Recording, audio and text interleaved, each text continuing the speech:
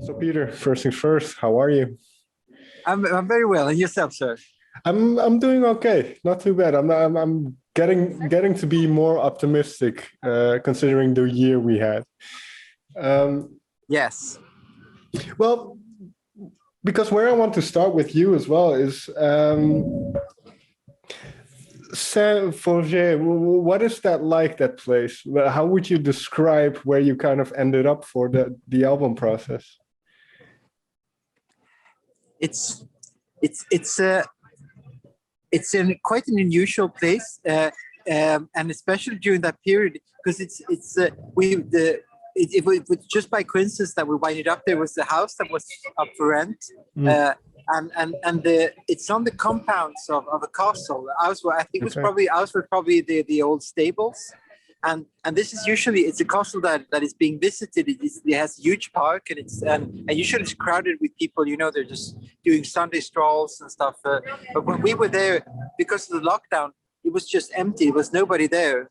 So already, if you imagine yourself, you're on this space where where there usually are a lot of people, and it's just empty. So, it was like that for several months. Okay.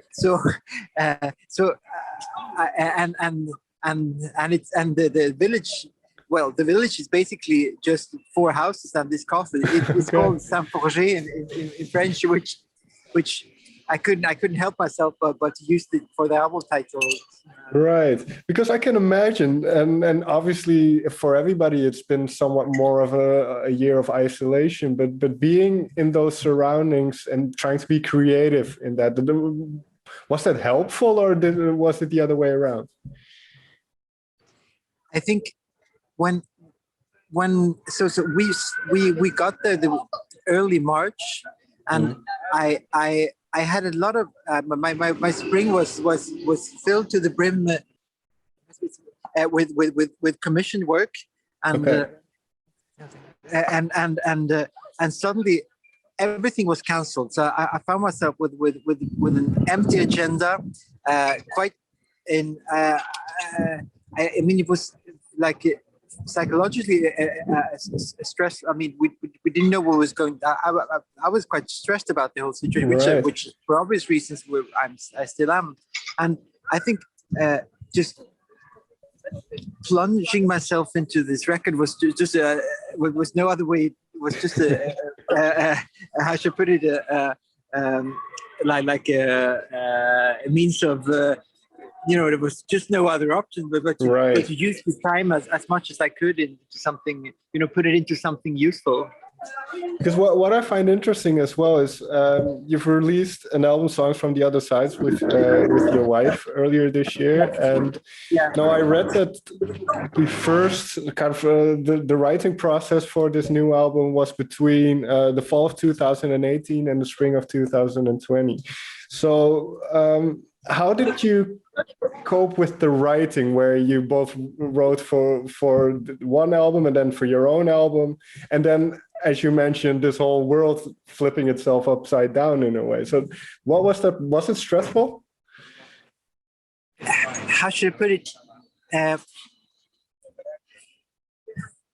Because Songs from the Other Side was it came from a performance we did with Marie already in December 2019. Okay. And so the album was kind of like the soundtrack of this performance. We did it at the Centre Pompidou here in Paris, and the album was supposed to come out last spring. It was all finished and mastered, but because of the lockdown, we couldn't put it out. That's why it was postponed until January this year. But in terms of, for my own, in terms of the writing, it's true. I had already written quite a string of songs in 2018, of which I kept about half of them, and half of them were written in Saint-Forget. It's a bit silly to say, but the a lot of because like everybody else, like household duties were sort of were dispatched among family members, and mine Right. was the kitchen. So I found myself with obviously a lot of time in the kitchen. We were 4 adults and 2 kids, and a lot of these songs. I found myself scribbling lyrics or searching for ideas while cooking. So Okay. it became quite an integrated part of the process. That's very interesting because, well, I read one thing in the bio, and it's always I don't know to what extent the artist itself writes the bio, but there was a mention of these songs being described as Polaroids set to music. So they are these snapshots in a way. So with the cooking that you mentioned, do you have certain dishes connected to certain songs? Yes, it's even.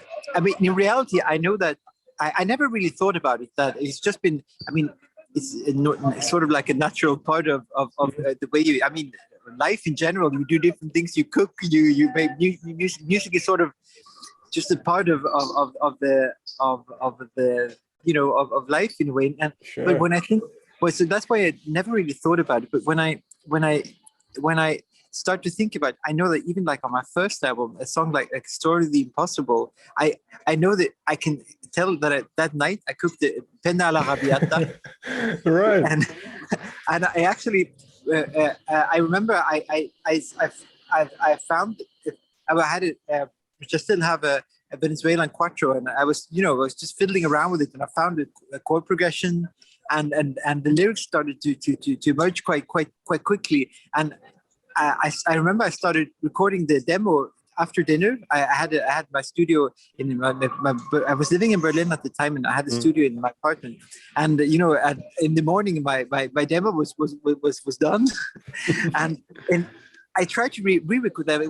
What's funny, I tried to re-record it in the studio later. The song, I actually have several versions of the song on tape, but then I kept the demo. Right. And so when I think about it, it's penna alla arrabbiata. No, but I find that very interesting because if we go and we can pick any song. I can pick one, or you can pick one that stands out for you. But well, let me ask it differently. What was the first song that kind of got formed that ended up on the album? The earliest in 2018. That was I Miss My Old Grey Skies. That was the first song I did. Because do you remember what kind of mindset or mood you were in when those first songs, and specifically then I Miss My Old Grey Skies, kind of came together? I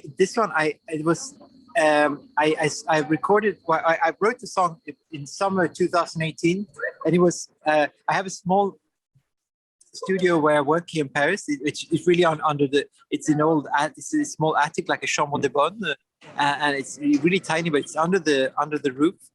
And this was summer 2018, and it was just searing hot.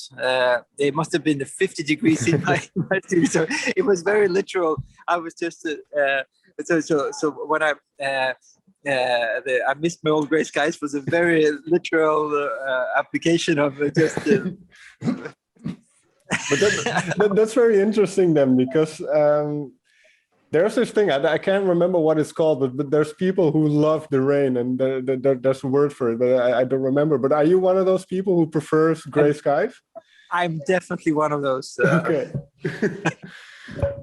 Because I will always felt, and I'm sure this is different for everyone, but music is very dependent on mood and dependent on your mindset at the moment. Complete.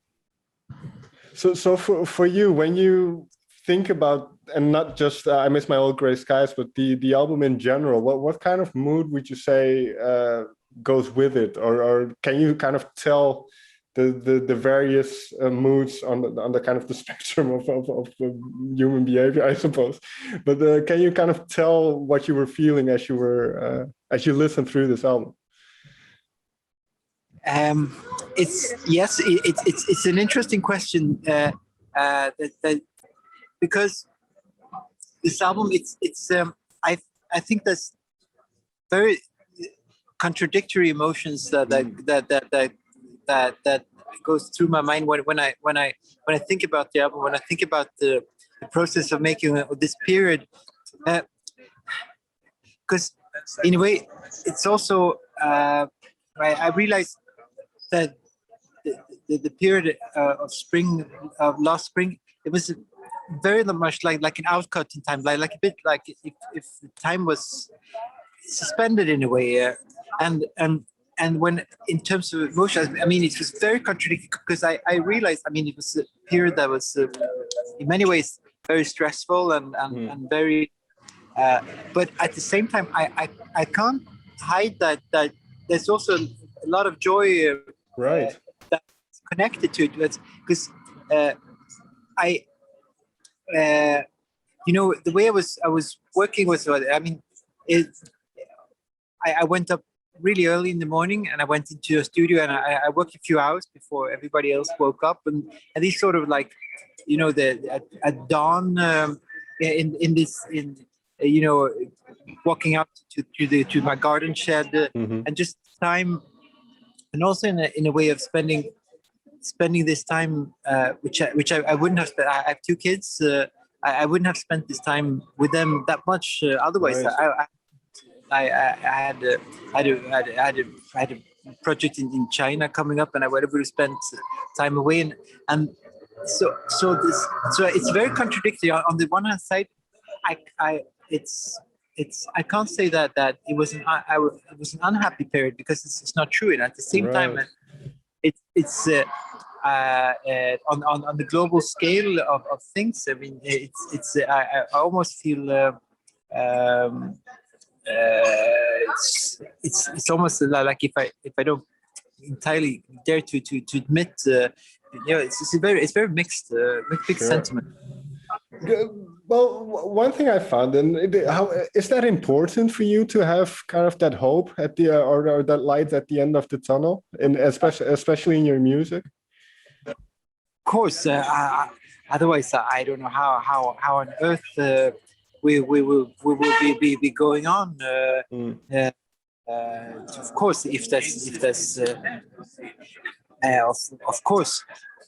But I think to me, music is really it's something that is always in even in the most, you know, you go through a lot of different stages but it's always something that's connected to something joyful. Recording music is I try to do, and I've been doing, I think since the very beginning, always try to bring in as many people into the process as possible. It's not a solitary thing for me. Like music is something that the notion of does a piece of music exist if nobody hears it? To me, it doesn't exist. It's right. Only it's a question of sharing, and it's part like the process of making it it's, and so when you say that so I can't say that music per se is something joyful for me. Right. Well, and I mean it's evidenced by obviously you enjoy working with Maria and doing that stuff, but also I would say now with Corona and everything that has happened, kind of a part of that has been separated because you can't have that direct connection with people when you play for them, or at least not in the way we used to. So was that a difficult pill to swallow in a way where kind of the performance side of what you do has been eliminated? Of course. I mean, in my case, for what it's worth, when I think of, because even since my very first garage rock band at 12, I haven't spent such a long period without performing live. Of course, it's I realize how you know how I'm really how privileged I am. I mean, I haven't, you know, when I think of the situation that so many people have been through this year, by losing family members, losing their whole livelihood. Right. I mean, even musician colleagues of mine in other countries. I'm super privileged. So just the fact of not. I really can't complain, but of course I miss performing live. I miss the stage, and I can't wait for things to kick off again, which they will. I will be performing solo, and already we'll be starting here in June. I figured out the means of amplifying in a way to drag around the whole PA. I'll be playing team spaces and like offbeat spaces that you can perform in. So I have a first show. First shows are coming up here in a few weeks. What inspires you thematically? Do you just listen to the people around you and read and all that kind of stuff, and just because well you mentioned the word time earlier on, and one of the things that comes back on the album is the concept of time, I suppose. Yes, it's not something that I think I did consciously, but obviously when I think about it, it's that as I said earlier, also it was this period was also something like if time was suddenly suspended. I think I had this very clear notion of that this and I mean it's maybe also, even if it's in a long run, it's not such a long time, but it's my first album came out 15 years ago, pretty much on here in early May. And it's also, I mean, you can't help sort of it's sort of the notion of time sneaks itself in there. Sure. In one way. Sure, but I mean, in a way, obviously, it's a huge part of human existence because everything has to do in a way with time, change. Just like we mentioned earlier, things being snapshots and those kind of things, because people and the world is continually evolving. So with that in mind, then have you learned? Well, this I don't know if this is a good question, but have you learned anything from the way the world was the past year and producing the album, creating the album the way you did? Gosh, I hope that I truly hope that we all learn something from this experience. Otherwise, I truly hope that the world learns something, that the world will not be when we come out of this, that we don't go back to normal, that we don't go back to the way it were in, and so that I truly hope that for my sake, on a more personal level. It's a good question. I think I always have had a notion of that things are fragile, things are not constant, that you can't take things for granted, and which maybe also when this thing started happening early in the year, quite early on, we started. I think we started to grasp the severity of the situation quite quickly. Maybe because also it's a bit in our mindset to not take things for granted. Right. But if if of the process of making things, it's maybe. If I think back to the way I did my first album, which was very much it was very much done sort of like I had a lot of time. I had my studio at home. I did a lot of it sort of like patching things together, simply firstly because I didn't have access to a studio. I didn't have the means to do it. And I did all this like a big patchwork, the whole album, and this record really resembles in that sense, because suddenly I winded up with having time again. I didn't have access to recording studio. I couldn't travel. I could do some things by long distance, a few sessions, because Sweden was not under lockdown, so I could like strings and the horns and the woodwind, all that was recorded long distance in Sweden. But the rest, I was patching things up and doing on my own. maybe that was something that I hadn't, enjoyed doing for a long time, because also maybe lack of time, maybe of that I lost a little bit track of. I should put it, or maybe lost that notion in the process, or just doing things by hand, which was nice. Again, it was a nice way to do things. I enjoyed it. Yeah, well, what I hear often is that the first album is kind of seen as, you don't have anything yet, so you have all the time in the world to create your first album.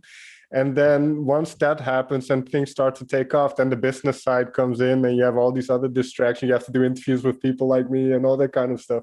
So, and I've heard from other artists that this Corona or the lockdown has kind of brought them back to that initial time of when, like you said, that initial time. So if we just a quick jump back, then who were you at that time? Do you remember kind of your mindset around the first album? I unfortunately, I think I have developed very little since I have in very progress.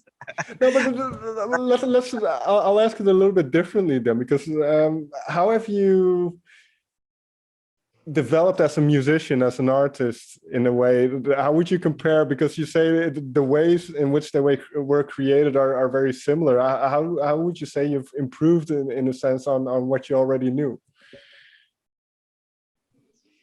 Let's say, I think that one thing that so yes, because when I started making, like, working in music in a, how should I say, professionally, if one can say that, I was really working as a sideman. I was writing songs for other artists, producing records for other artists, and it's sort of like and that's how I kind of came into music. Making this first solo album was it was a bit of a how should I put it? Because I thought that why not make a solo album? It's going to be an easy thing to do. But if it wasn't that, because I think what happened back then was that it provoked a little bit of at least a musical identity crisis, because when I think about it, there is a big difference when I work with other artists, or if it's for cinema or for dance or whatever. Yeah, I sort of find myself in a very privileged situation of being sort of like almost like a tourist in the worldview of the person I'm collaborating with, which is very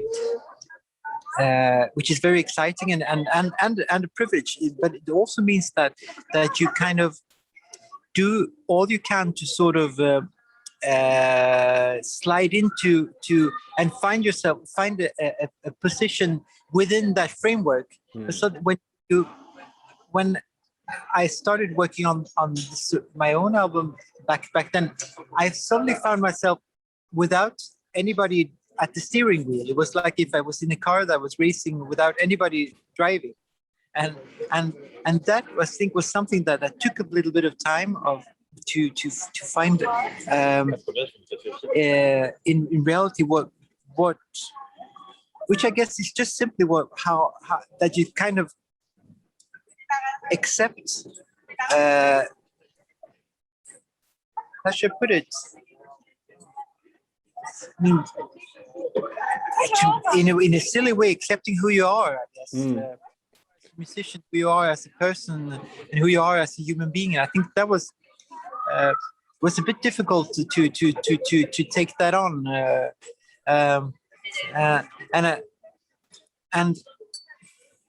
when I think of where I am today, because something I think of something that you said. You said also when you release the first album, you suddenly the whole the side of you get part of a machinery. You go on tour, and I think this was something that was because when my first album was released in 2016. Before that, I was doing. I was entirely only working for other people, and suddenly I didn't have the time to do that anymore. I was refusing commission work because I was constantly touring, and I think after a few years, I was really starting to miss that side of things, just working with other people. And so it was a conscious. This was around 2010. It was really a conscious choice of putting a break on my own sort of. So I mean, if you could say solo career, it sounds silly, but and really starting to, going back to calling up my colleagues, calling up and saying, I'm sorry, I didn't return your call 2 years ago, and just getting back into that. I was going into. I had been for a long time wanting to work more in cinema and going into that. Right. I was doing a lot of like documentaries, short films, just going into that, working with other people again, and then gradually I could sort of come back to my own solo albums, and since I've really been trying to find a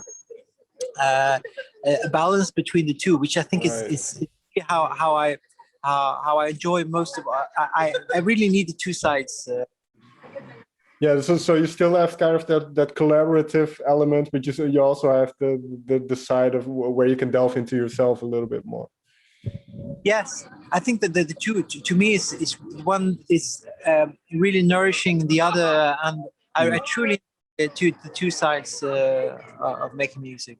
Well, the final question then, because Memories from Saint Forget is then the solo side, if we can call it that. When people listen to it, what do you hope they hear? Gosh, that's that immense question.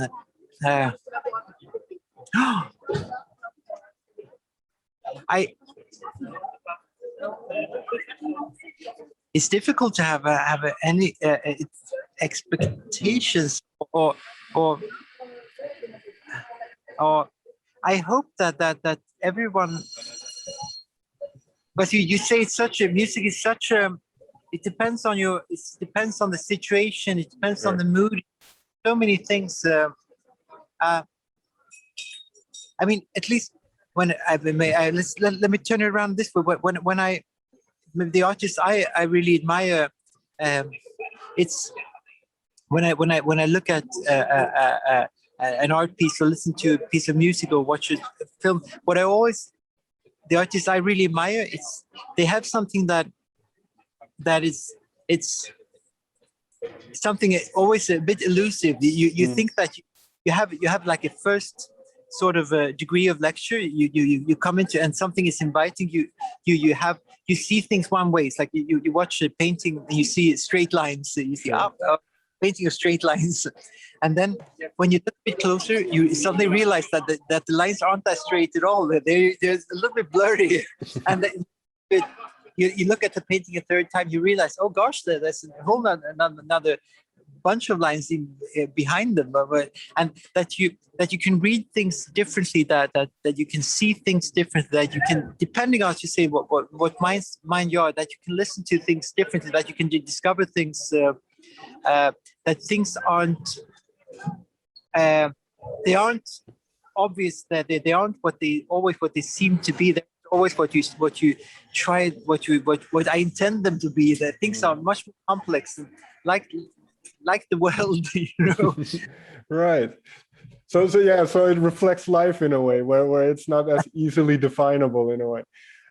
Well, this reminds me of one thing, and maybe this doesn't happen then, but does that happen for you yourself as well? Because obviously you're part of the process of making it, so you know what's in there. But at the same time, now that there's time between finishing the song and now, do you see new things in those songs? Right now, I'm very much preoccupied of learning the blood songs. Fair enough. I played them, and how I will be performing these songs just on acoustic guitar, and right. How on earth am I going to do that? I was supposed to do there was this magazine who asked me to do an acoustic version of one of the songs, and I can't for the best of my sakes, can't seem to find how I it seemed I played it on guitar, but I had no idea how I did it, and I don't know how to transcribe it. So you still have a interesting couple of weeks to go to figure out how to perform them live, and Peter, thank you so much for talking to me. I hope it all goes well with the album. I hope you figure out how to play them live in time so you can have nice performances. Thank you so much for taking the time. And thank you so much for taking time, and thank you for taking the interest in the album. I really appreciate it, and I hope to see you live. I know that there will be shows coming up also around your side of the world. That would be great. Fall.